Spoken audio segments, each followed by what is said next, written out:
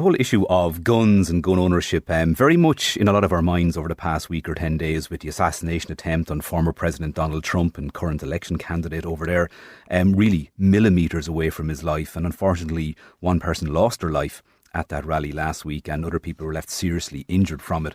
A 20-year-old with an AR rifle was able to get onto a roof within 100 metres of the former president and almost take his life. And it begs the question, number one, how did he get the gun that easily and how was he able to be such a precise shot on that? But again, this isn't an unfamiliar story. It's definitely more newsworthy and that because of the whom that the victim was. But it's a common enough story. And if we talk about things like mass shootings in the States, we kind of get immune to those stories, unfortunately, irrespective of how many people are involved.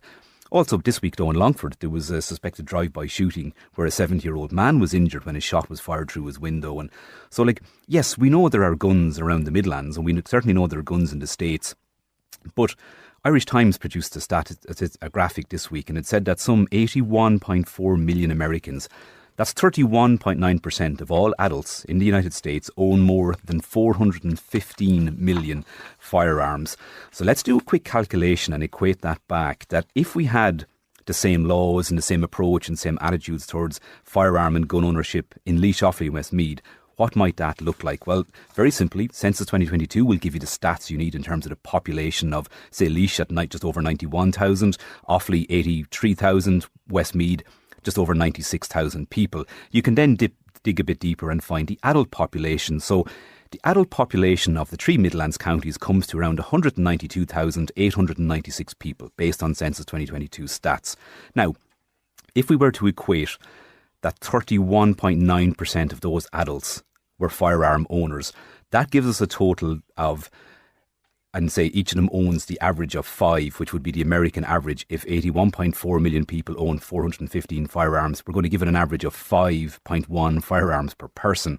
So 192,000, almost 193,000 adults by 5 firearms would mean that in Laois Offaly and Westmeath there would be at almost 310,000 legally held firearms just in the 3 counties alone. So that's more than the population. That's over 271,000 people is the total population from of all ages.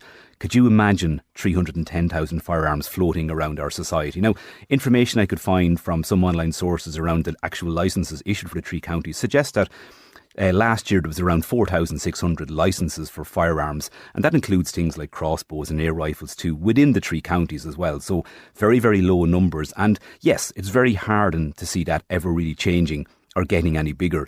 So the question this morning is what if? And I suppose first let's get a perspective of somebody from the Midlands who lives in the United States and indeed is very suitably qualified to comment on this. His name is Mark Kirwan. He's from Roscrea and he's a Metropolitan Police Officer in Washington DC. Morning, Mark. Yeah, how are you doing, Ronan? You're quite a while in the States at this point. At what point did you join the police force over there? I joined right after 9/11, so I was like 21 years with the police department. So it was basically 9/11 was the big instigator for making me join, at the time. And so quite a different, from your own experience, having lived down in Tipperary, quite a different experience, I'd imagine, joining the American police force versus an Garda Síochána. Yeah, I mean, going from being, an FCA person who went to Templemore to the barracks to shoot 303s and the likes of that to being, I suppose, exposed to a mass amount of weapons over here. It was certainly a bit of a shock, all right, that's for sure. Was it something that came into your mind, or was there that kind of almost patriotic sense of duty post 9/11 that you wanted to do more to sort of serve and protect your community? There was definitely a sense that, I did want to protect the community, as you say, but, there was also not so much a fear factor, but there was certainly a strong awareness of the fact that there were so many weapons around and so easily accessible. And do you think over the intervening years, has the level of gun ownership in the States, has it increased, or is it pretty much on a par with where it always might have been? Oh no, it's massively increased. And the main reason for that is, as mass shootings have increased around the United States, a lot of the Conservative and Republican supporters would have the fear of the fact that the government would step in and either ban weapons that are currently available to them to purchase legally or illegally, or to remove some from the list, or go after gun owners as such. So because of that, a lot of the population in the US have been basically stockpiling a great deal of weapons and ammunition, to the point where there was actually a shortage of ammunition for law enforcement to purchase. Wow. Because those stats from during the week that the Irish Times published, they do indicate that whilst maybe people in the past might have owned a firearm maybe for their own protection or sense of security, it seems now that most people own considerably more than one firearm. Oh, absolutely. I mean, like I said, the biggest threat, if you get some of these, especially when you look at MAGA and major Trump supporters, is that they're very fearful that their weapons are going to be taken if Democrats get into power, or, with the laws that Biden changed on ban on assault weapons, on extended magazine loads, on bump stocks, stuff like that. So they're very, very aware of the fact that Big Brother can step in and take away their rights, so to speak. So there's a huge fear there, and weapons have gone. If you look at the amount of crimes that have been committed in the States, like the US is about 26% greater than any other country in the world for gun crimes, for firearm crimes. So the whole, I suppose, point of if everyone was armed, crime would decrease, is debunked by that fact, that more guns don't decrease crime. And even the events last week with presidential nominee Donald Trump, if it was Joe Biden that suffered that attack, you could almost imagine the Democrats coming out calling for more gun control, for banning assault rifles. The opposite seems to be happening, though. It nearly would suggest that people are probably, let's get more guns to make sure that we are ready. Yeah, it really is. I mean, you look at it, every state varies, Ronan, when you look at it throughout the United States. The most lax state in the United States regarding gun laws is New Hampshire. And ironically, they have one of the lowest crime rates for gun crimes. The worst states for gun crimes will be Mississippi, Louisiana, and Alabama. And they also have very lax gun laws. The issue is, like, if you look at where former President Trump was his in Pennsylvania, they have very, very lax gun laws. And, the norm around the country is that if you're 18 years of age, if you have a driver's license, and if you have some form of utility bill, whether it's a phone bill or electric bill in your name, that matches your driver's license, you can go in and you can buy a shotgun or a rifle. It isn't until the age of 21 that you can go in and buy a handgun in a lot of these states. As I said, it's varied state by state, but federally, that's generally the law. I just saw a graphic there on the BBC website yesterday, and they were showing the number of states that say have banned assault rifles. I think it's about 4 or 5 on the sort of east and west coast in total. And there's a number of states that have certain measures of control around it, but the vast majority, it's pretty much a free-for-all. Yeah, it's about totally with somewhat of a control over. There's about 10 states, including Washington DC, the District of Columbia. So it's really sad. I mean, because you look at it, the ease of access of the weapons. Basically, you go into a gun shop in America and you provide them with your license and your utility bill. And within 10 minutes, you're walking out of there with a weapon. If you're over 21, any weapon. And that's because you have to be a federally licensed firearms dealer in order to sell weapons.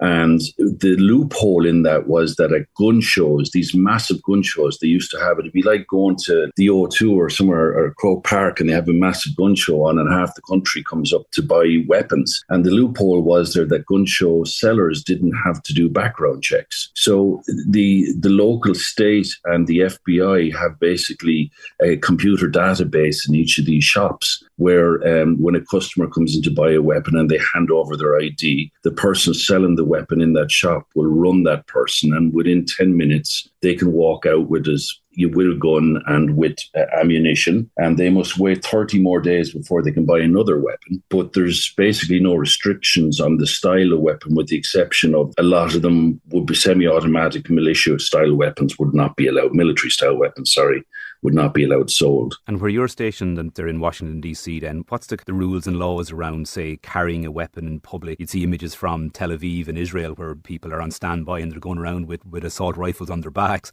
But in Washington DC, like, do weapons have to be concealed? Do they have to be confined to the home? Or can people actually wear them in public? We've one of the strictest laws in the United States in Washington DC in regards to firearms. And basically the only way you can have a firearm is if you apply for a license, which would be similar to Ireland. And you would have to be either a business owner or someone who has a proven threat to yourself as the reason why you have to have a firearm. In localing states, Virginia and Maryland, which surround DC, for instance, Virginia has a very lax gun law. And they have two kinds. You can have what they call an open carry, which, as you say, like in Tel Aviv and the likes, you can walk around the town with the exception of a courthouse, a church, a school's ground.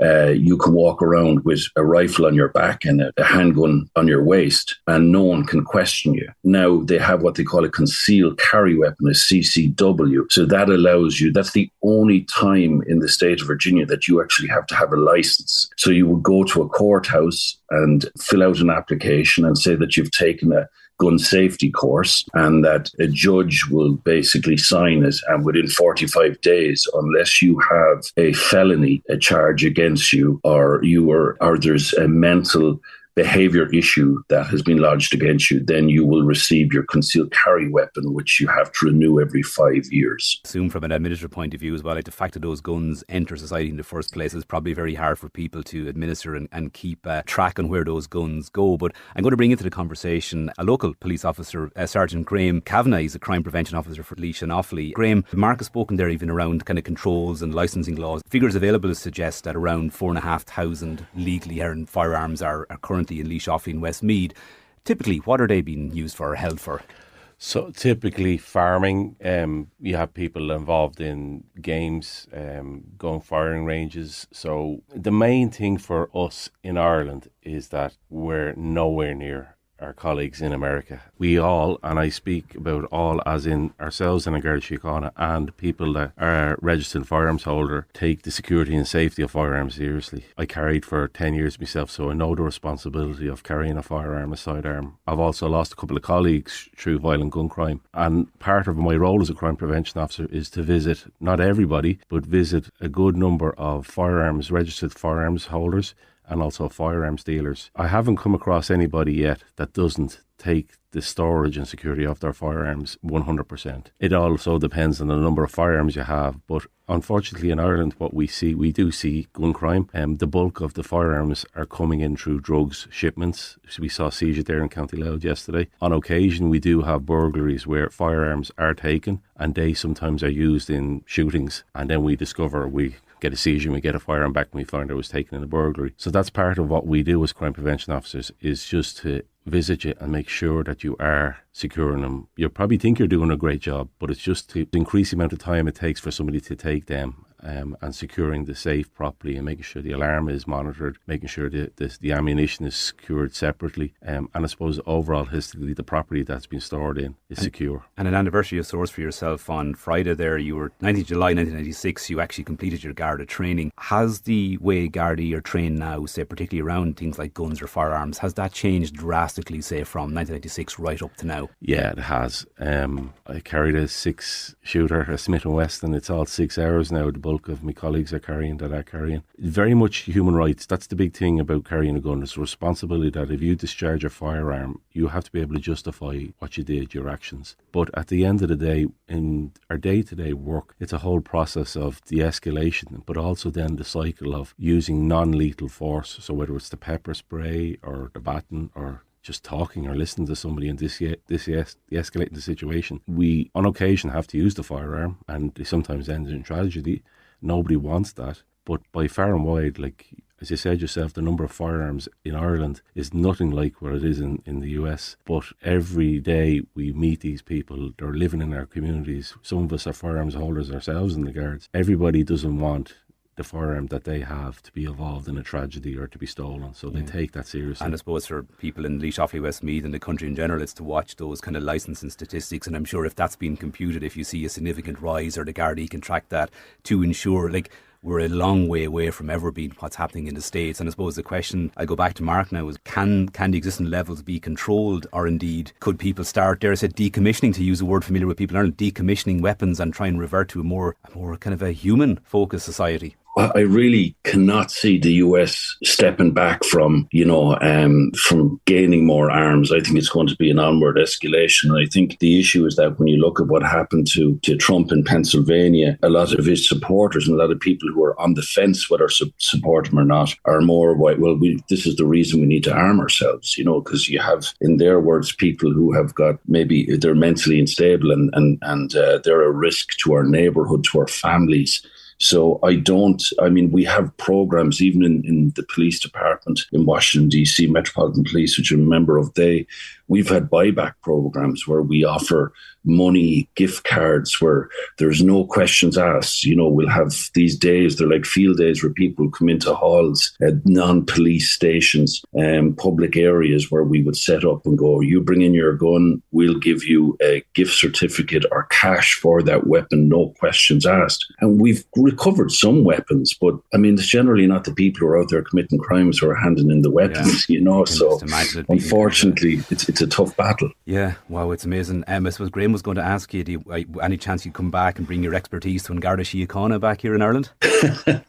I actually do plan on moving back home because the States has its wear on me. So the plan in the very near future is to move back home again, yeah. No, but look, Mark, we'll invite you to Midlands 103 and we'll get your in-depth story from you. But for now, Mark Kirwan, Metropolitan Police Officer in Washington DC, thank you so much for that this morning. And I doubt you're going back to bed anyway. No, Ronan, I'm up now. Thanks very much. And I love your station. Thank you. Mark, thank you. That's Marcus from Roscrea, police officer in Washington as well. It really kind of paints a picture, and going, as Mark says there, Graham, States can grate on you eventually, and it's a different society altogether. Very final word from yourself.